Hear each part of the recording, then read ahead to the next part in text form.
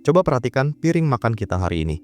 Di balik seikat sawi atau sebongkah kol, ada proses berbulan-bulan yang biasanya dihabiskan petani di ladang. Tapi di Jepang, waktu seolah berjalan lebih cepat. Saat petani di belahan dunia lain baru mulai menyemai, petani Jepang mungkin sudah siap panen untuk kedua kalinya. Bukan pakai sihir, tapi ada sistem gila yang mereka terapkan. Mari kita bedah nalar di balik kecepatan luar biasa ini. Kecepatan luar biasa ini dimulai bukan dari cangkul atau traktor, melainkan dari laboratorium mini yang dimiliki hampir setiap kelompok tani. Di sana, mereka tidak lagi menebar benih sembarangan yang didapat dari sisa panen sebelumnya. Petani Jepang menggunakan bibit yang telah melewati proses seleksi genetik super ketat, di mana hanya benih dengan karakteristik pertumbuhan tercepat dan daya tahan paling kuat yang boleh menyentuh tanah. Sistem standarisasi ini memastikan bahwa setiap tanaman memiliki garis start yang sama. Tidak ada tanaman yang kerdil atau telat tumbuh, sehingga masa vegetatifnya bisa dipotong hingga hitungan minggu lebih awal dibanding benih konvensional. Fokus utamanya bukan hanya soal hasil yang melimpah, tapi bagaimana menciptakan tanaman yang mampu tumbuh secara agresif sejak hari pertama mereka disemai di atas lahan. Pernahkah kamu membayangkan betapa efisiennya sebuah lahan jika seluruh tanaman di atasnya tumbuh seragam seperti barisan tentara? Itulah yang terjadi di Jepang. Dengan bibit unggul ini, petani tidak perlu lagi membuang waktu untuk melakukan penyulaman atau mengganti tanaman yang mati di tengah jalan. Keajaiban genetik ini membuat setiap nutrisi yang diberikan langsung diubah menjadi energi pertumbuhan yang maksimal tanpa hambatan penyakit bawaan. Secara teknis, saat bibit dari negara lain masih sibuk beradaptasi dengan lingkungan tanah, bibit Jepang sudah mulai memunculkan tunas-tunas kuat dan daun yang lebar. Selisih waktu beberapa hari di awal pertumbuhan ini ternyata menjadi kunci utama mengapa mereka bisa melakukan siklus tanam yang sangat rapat. Dalam setahun, selisih waktu yang kecil ini bisa terakumulasi menjadi tambahan 1 hingga 2 kali masa panen ekstra. Bayangkan efisiensi yang luar biasa ini jika kita kalikan dengan ribuan hektar lahan yang tersebar di seluruh prefektur. Hasilnya bukan hanya sekadar sayuran yang segar, tapi sebuah kepastian produksi yang sangat stabil sepanjang tahun. Petani tidak lagi bertaruh dengan nasib atau keberuntungan karena setiap jengkal tanah telah diisi oleh bibit yang dirancang untuk menang melawan waktu dan tantangan alam yang ekstrim. Ritme kerja yang sangat cepat ini kemudian menciptakan sebuah standar industri baru di Jepang, di mana waktu adalah komoditas yang paling berharga. Dengan memangkas durasi tumbuh di awal, mereka berhasil menciptakan ruang bagi tanaman berikutnya untuk segera masuk ke lahan. Ini adalah rahasia di balik rak-rak supermarket Jepang, yang selalu penuh dengan sayuran berkualitas tinggi, seolah-olah mereka memiliki pasokan yang tidak pernah habis.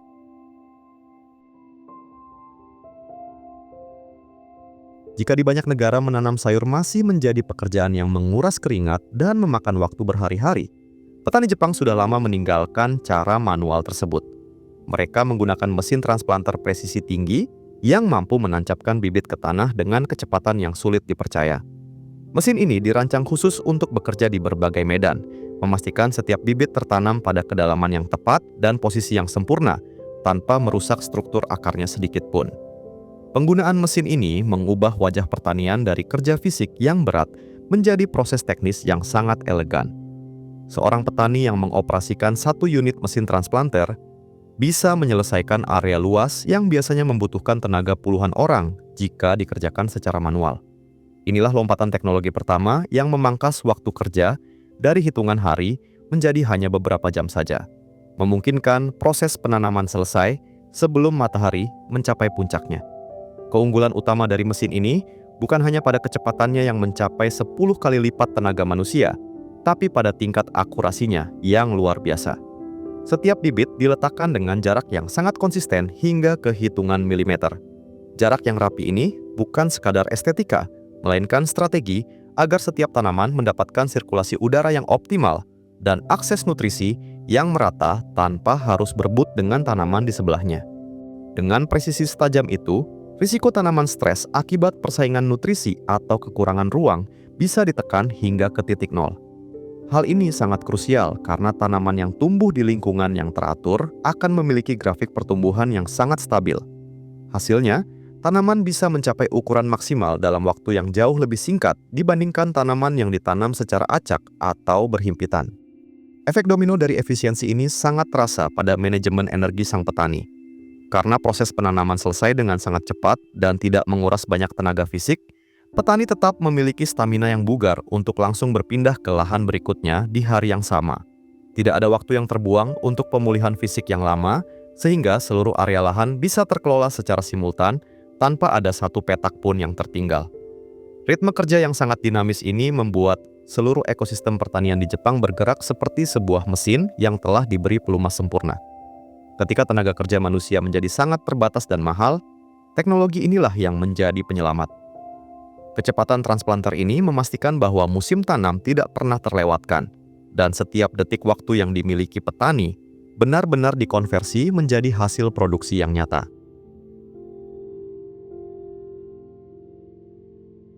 Di Jepang, air tidak lagi dialirkan secara manual menggunakan cangkul atau bergantung sepenuhnya pada air hujan yang tidak menentu.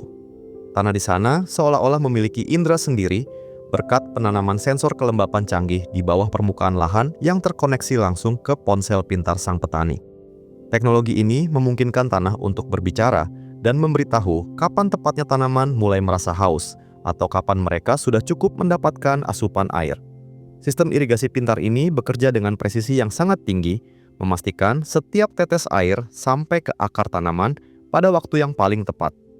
Petani tidak perlu lagi membuang waktu berjam-jam untuk berkeliling lahan hanya untuk memeriksa kondisi tanah.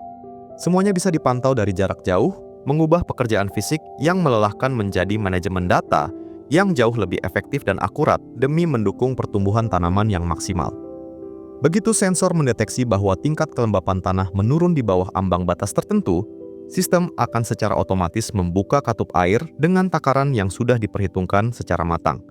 Tanaman sayuran di Jepang tidak pernah mengalami stres akibat kekurangan air di siang hari yang terik, atau sebaliknya, membusuk karena kelebihan air saat hujan turun.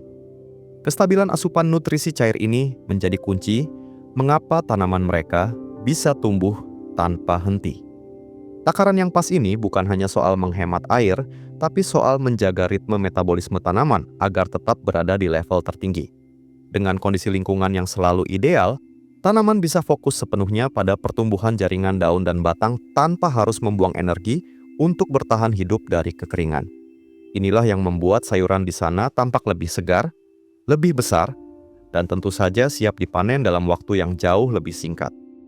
Kondisi lingkungan yang sangat stabil dan terkendali inilah yang membuat grafik pertumbuhan tanaman di Jepang menjadi sangat linear dan dapat diprediksi dengan tepat.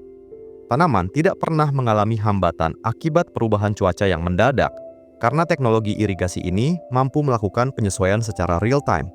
Hasilnya, risiko gagal panen akibat faktor air bisa ditekan hingga ke level yang paling minimal, hampir mendekati 0%. Bayangkan betapa banyaknya waktu yang bisa dihemat ketika pertumbuhan tanaman berjalan mulus tanpa ada kendala lingkungan yang berarti. Kelancaran proses ini memastikan bahwa jadwal panen yang sudah direncanakan sejak awal tidak akan bergeser barang sehari pun. Bagi petani Jepang, kepastian waktu adalah segalanya. Karena setiap detik kelancaran irigasi berarti percepatan menuju gerbang pasar yang sudah menunggu produk segar mereka.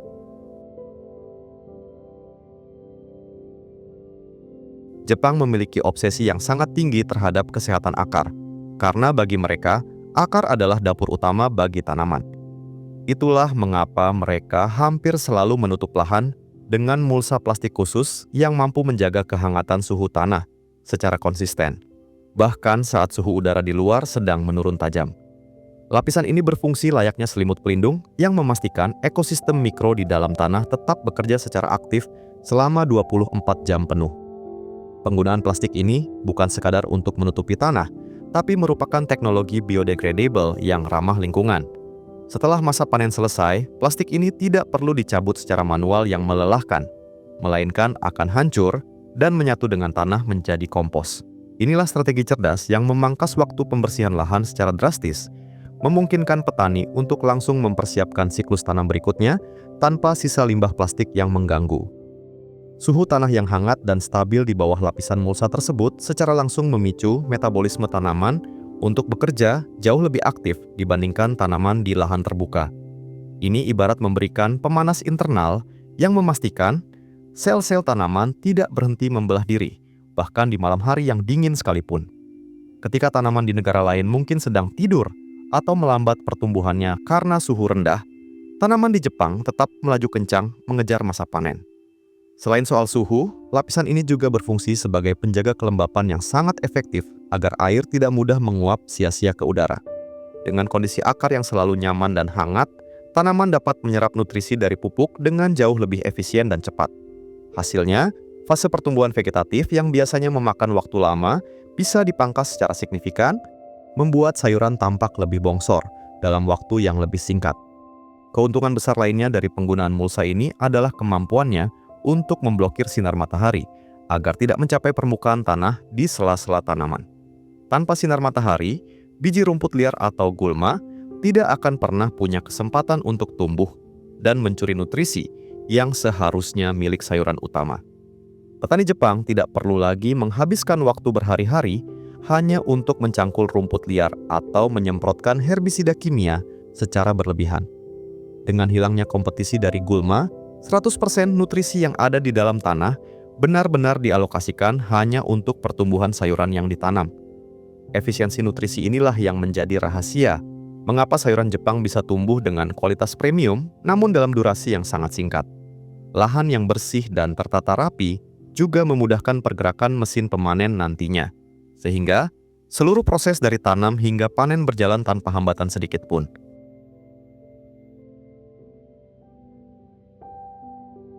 Saat masa panen tiba, pemandangan di ladang Jepang tidak lagi dipenuhi oleh puluhan orang yang membungkuk memotong sayuran satu persatu. Mereka menggunakan mesin pemanen khusus yang dirancang dengan presisi luar biasa untuk bisa memotong, membersihkan, hingga mengemas sayuran langsung di atas lahan. Mesin ini bergerak dengan tenang, namun pasti, menyisir barisan tanaman dan menyelesaikannya dalam waktu yang jauh lebih cepat daripada yang bisa dilakukan oleh tangan manusia manapun. Kecepatan panen ini menjadi faktor krusial karena kesegaran sayuran adalah prioritas utama bagi pasar di Jepang. Dengan mekanisasi ini, sayuran yang baru saja dipotong tidak sempat layu karena terpapar sinar matahari terlalu lama di pinggir ladang. Semua proses terjadi dalam hitungan detik, mengubah tumpukan tanaman hijau di tanah menjadi produk siap jual yang tertata rapi di dalam kotak-kotak standar industri yang siap diangkut. Penting untuk dipahami bahwa kecepatan panen ini bukan hanya soal efisiensi tenaga kerja, tapi soal mengosongkan lahan secepat mungkin. Di Jepang, setiap jam lahan yang dibiarkan kosong tanpa tanaman adalah kerugian waktu yang sangat besar.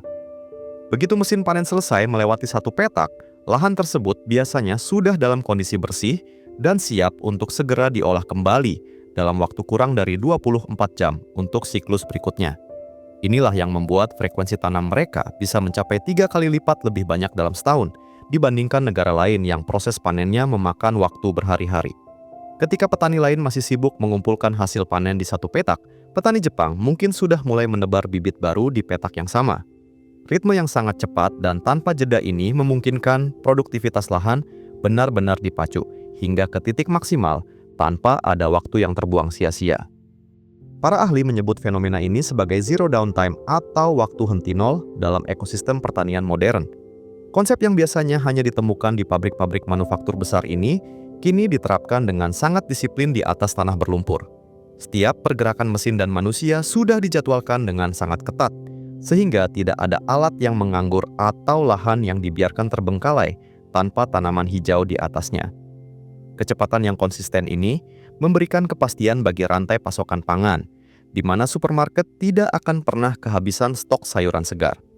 Bagi petani, sistem ini berarti perputaran modal yang jauh lebih cepat karena mereka bisa memanen hasil jerih payahnya lebih sering dalam satu musim. Inilah rahasia besar mengapa meskipun lahan pertanian di Jepang sangat terbatas, mereka tetap mampu menjadi salah satu produsen sayuran paling efisien dan kompetitif di dunia.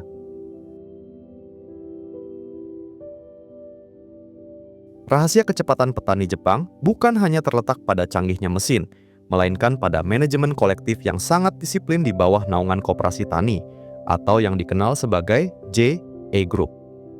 Koperasi ini bukan sekadar perkumpulan biasa, tapi otak dari seluruh aktivitas pertanian di suatu wilayah yang mengatur jadwal tanam secara presisi agar tidak terjadi penumpukan produksi. Mereka memastikan setiap petani memiliki peran yang jelas dalam rantai pasokan nasional. Dengan adanya koordinasi yang sangat ketat ini, petani tidak perlu lagi pusing memikirkan kapan harus menanam atau alat apa yang harus digunakan. Koperasi telah menyusun kalender tanam yang saling bersambung antar anggota, sehingga ketersediaan sayuran di pasar tetap stabil sepanjang musim. Inilah yang membuat seluruh ekosistem pertanian di Jepang bergerak serempak seperti sebuah orkestra yang rapi, tanpa ada satupun lahan yang tertinggal atau terlambat memulai musim tanamnya. Salah satu peran paling vital dari koperasi ini adalah pengelolaan alat berat dan teknologi secara kolektif untuk memastikan efisiensi biaya. Petani di Jepang tidak perlu memiliki semua mesin mahal secara pribadi, karena koperasi menyediakan sistem penyewaan atau penggunaan alat berat secara bergantian yang dijadwalkan dengan sangat teliti. Distribusi alat ini dilakukan sedemikian rupa sehingga tidak ada mesin yang menganggur di gudang saat lahan sedang sangat membutuhkannya. Semua mesin bergerak dari satu petak ke petak lainnya seperti mesin yang sudah diberi pelumas sempurna, memastikan setiap jengkal tanah mendapatkan perlakuan teknologi yang sama. Dengan sistem berbagi ini, beban biaya produksi menjadi lebih ringan bagi setiap individu petani, namun kecepatan pengerjaan lahan tetap berada di level tertinggi. Kolaborasi inilah yang menjadi kunci mengapa teknologi canggih di Jepang bisa menyentuh hingga ke pelosok desa terkecil sekalipun. Kehebatan manajemen ini berlanjut hingga ke sistem logistik yang sangat kilat, di mana hasil panen tidak dibiarkan menumpuk lama di pinggir jalan. Koperasi telah menyiapkan armada transportasi yang terkoneksi langsung dengan jadwal panen setiap petani, sehingga sayuran yang baru saja dipetik bisa langsung masuk ke gudang pendingin dalam hitungan jam. Kecepatan distribusi ini sangat krusial untuk menjaga kualitas sayuran agar tetap premium saat sampai ke tangan konsumen. Logistik yang tertata rapi ini membuat alur kerja petani menjadi sangat fokus pada produksi tanpa harus terbebani oleh urusan pemasaran yang rumit. Begitu hasil panen diangkut, petani bisa langsung mengalihkan fokusnya kembali ke lahan untuk memulai siklus tanam yang baru tanpa jeda. Inilah rantai nilai yang sangat efisien, di mana setiap detik waktu benar-benar dikonversi menjadi nilai ekonomi yang maksimal bagi seluruh komunitas petani di Jepang.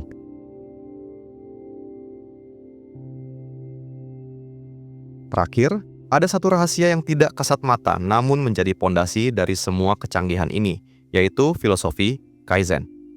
Di Jepang, bertani bukan sekadar rutinitas musiman, melainkan sebuah disiplin untuk melakukan perbaikan terus-menerus setiap harinya. Para petani tidak pernah merasa puas dengan metode yang sudah ada. Mereka selalu terobsesi mencari cara untuk memotong waktu proses kerja, meski itu hanya selisih 1 menit saja. Mentalitas ini membuat mereka sangat jeli dalam melihat detail kecil yang sering diabaikan orang lain, seperti posisi meletakkan alat atau rute berjalan di ladang yang paling efisien. Setiap detik yang berhasil dihemat, diakumulasikan menjadi produktivitas yang luar biasa dalam skala besar. Inilah yang membedakan mereka. Teknologi hanyalah alat, tapi semangat Kaizen dalam jiwa petanilah yang sebenarnya menggerakkan mesin-mesin tersebut untuk bekerja lebih cepat dari siapapun. Setiap musim tanam di Jepang selalu diikuti dengan evaluasi yang sangat mendalam, di mana para petani mencatat setiap detail pertumbuhan tanaman mereka, layaknya seorang ilmuwan. Mereka tidak menyimpan rahasia kesuksesan untuk diri sendiri, melainkan membagikan data tersebut ke sesama anggota kelompok tani untuk dipelajari bersama. Budaya keterbukaan informasi ini membuat kegagalan satu orang menjadi pelajaran berharga bagi ribuan petani lainnya di seluruh wilayah. Jika ada satu petani yang menemukan trik baru untuk mempercepat penyemaian, informasi itu akan menyebar dengan cepat dan segera diadopsi secara massal. Tidak ada rasa pelit dalam berbagi ilmu, karena mereka percaya bahwa kemajuan kolektif akan menguntungkan semua pihak dalam jangka panjang. Kolaborasi berbasis data inilah yang membuat standar kecepatan pertanian di Jepang selalu naik kelas dari tahun ke tahun tanpa pernah jalan di tempat. Kombinasi antara adopsi teknologi mutakhir dan disiplin manusia yang luar biasa inilah yang membuat posisi Jepang sulit dikejar oleh negara lain. Mereka berhasil mengubah citra pertanian dari pekerjaan yang dianggap lambat dan kuno menjadi industri yang sangat dinamis, modern, dan penuh kepastian. Di tangan mereka, tanah bukan lagi sekadar media tanam yang pasif, melainkan sebuah aset yang dikelola dengan manajemen waktu yang sangat ketat. Kecepatan ini pada akhirnya menjadi jawaban nyata atas tantangan krisis tenaga kerja dan terbatasnya lahan subur yang mereka miliki. Dengan bekerja 3 kali lebih cepat, mereka bisa memproduksi hasil yang sama, banyaknya dengan negara berlahan luas, namun dengan sumber daya yang jauh lebih sedikit. Inilah bukti bahwa kreativitas manusia yang dipadukan dengan efisiensi sistem bisa melampaui batasan alam yang paling sulit sekalipun.